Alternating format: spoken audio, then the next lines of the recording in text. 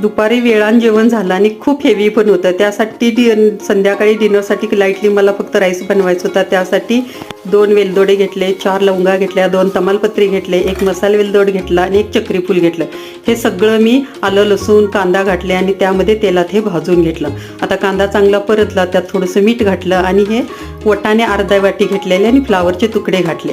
आता हे पण छानसं भाजून घेऊन त्यामध्ये मी हे तांदूळ घेतलं, तांदूळ थोडंसं हलवलं, बासमती तांदूळ आहे हे, आणि त्यामध्ये वरून टोमॅटोचे काप घातले। आता हे छानसं हलवून घ्यायचं आणि 1 चमचा धनेपूड घातलं आणि वरून हे गरम पाणी घातलं, 2.5 वाट्या गरम पाणी घातलं आणि हा 15-20 मिनटं आता चांगला भात मी शिजवून घेणार। अगदी कमी वेळेत होतोय आणि खूप हेल्दी पण आहे आणि फक्त राईसच खायचा आहे तर असं हे खाऊ शकता। खूप असं मसालेदार होत नाही, खूप कमी मसाले वापरून सुद्धा हा राईस खूप छान झाला, किती सुटसुटीत झालाय बघा राईस आणि खायला खूप टेस्टी आहे। असं